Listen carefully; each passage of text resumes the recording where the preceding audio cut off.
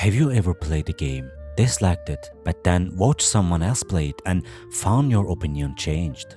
Or have you ever watched a game you haven't played before and felt like that experience was enough for you? In the age of Twitch streams, YouTube Let's Plays, and cinematic game design, the line between watching and playing video games has become increasingly blurred. Many people don't even play games anymore. They simply watch streamers or no commentary walkthroughs. In this case, the question arises, is it enough to watch games instead of playing them? I think the answer is yes, it can be. But we'll get to that but part later. But right now, hear me out. The main reason we play games is interactivity.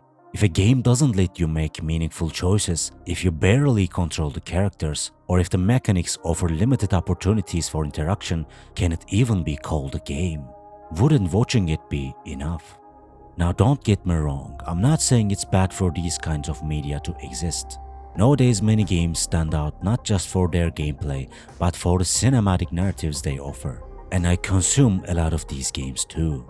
Take The Last of Us Part 1 as an example. This game is top tier in terms of story, visual design, and characters. However, when you look at the gameplay, it's not particularly deep and seems mostly designed to support the narrative. I wouldn't call the gameplay unenjoyable, but compared to the other aspects of the game, it feels relatively simple. Personally, I first experienced The Last of Us by watching it. At the time, I didn't have a PlayStation, but I was curious about the game, so I watched it as a full movie playthrough on YouTube, and I absolutely loved it. The story and characters truly resonated with me.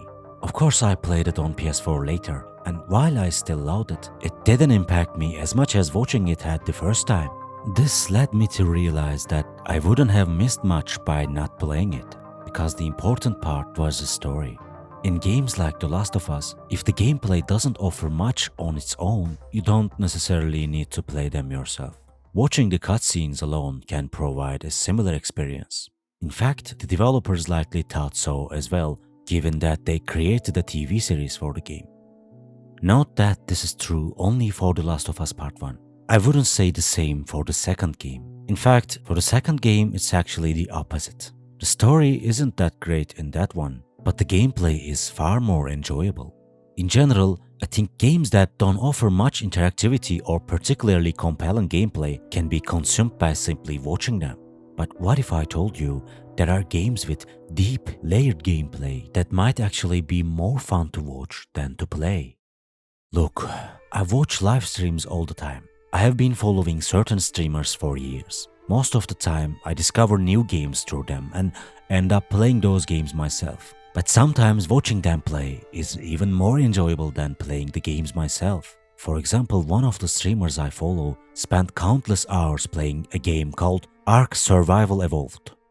Ark is an action-adventure survival game where you collect resources, craft items, build bases, fend off threats, and try to uncover the island's mysteries, all while roaming an open world filled with dinosaurs. The sandbox structure of the game lets you shape your own story and motivations. I had never heard of the game before discovering it through this streamer. Survival games aren't usually my thing.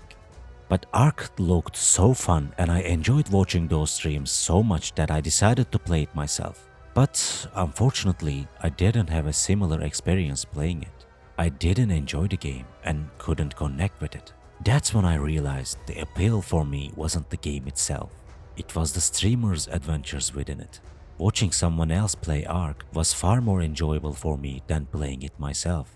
My personal journey in the game just wasn't as exciting. And that's just one example. I've also watched tons of Sims content from the same streamer and I loved every second of it. But when I played it myself, I couldn't like it either. And don't get me wrong, Ark and Sims are great games. They just don't align well with my tastes. Even so, watching this particular streamer made the experience unforgettable for me. These games excel at allowing players to craft their own stories and motivations. While I couldn't find my motivation in these games, watching someone else's story unfold was incredibly enjoyable. These examples are obviously subjective. I'm not saying watching these games is objectively better than playing them, but one thing is clear.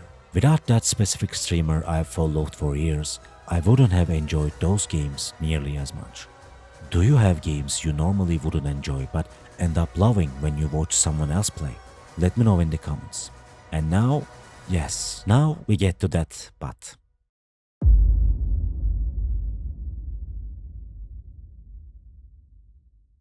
Souls games are defined by their mechanical depth and player engagement, and to truly understand them, you have to play them.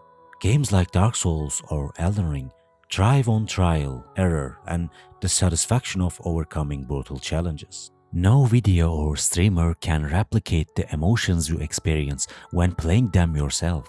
Watching someone else conquer a boss might be entertaining, but it lacks the tension, frustration, and eventual triumph that come from personal investment. These games aren't just about reaching the ending. They are about your journey, your mistakes, your growth. Your choices shape the experience. No matter how many playthroughs you watch, none of them can replicate your own unique journey. That said, I do love watching people play Souls games, especially speedrunners. Their playthroughs are fascinating and kind of mind-blowing. But those streams become far more meaningful if you have already experienced the games yourself. You find yourself thinking things like, how did they get through this part? Or how will they defeat this boss now?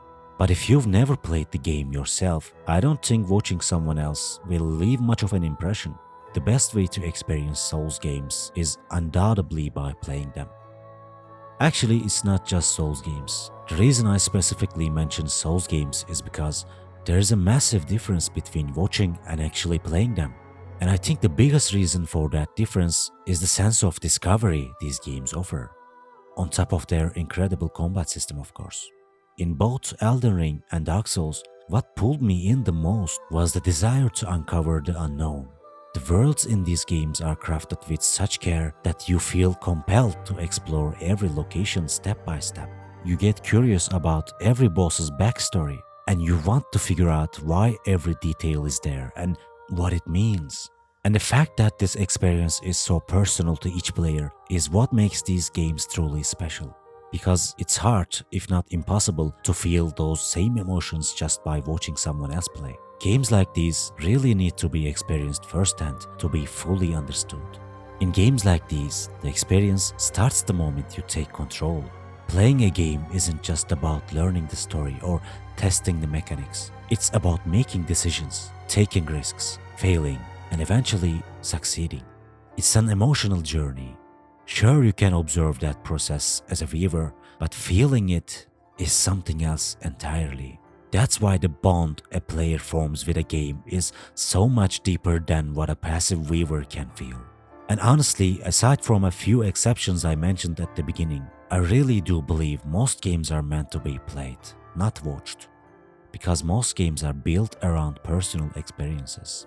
Especially exploration-based games, or Souls-like games, or open-world games, and puzzle games, platformers and RPGs, first-person shooters and hack-and-slash games, or even driving games, fighting games, strategy games, horror games, and of course naturally multiplayer games. All of these types of games are designed to be played, not watched. In other words, probably 99% of all games deserve to be experienced through play, not just observation. And maybe it's not really about games. Maybe it's about how we choose to connect with a story, how we experience it. In every other form of media, we are just spectators. But games give us the chance to be something more. They don't just tell us a story, they make us a part of it. And that's why we should play them. Thank you for watching.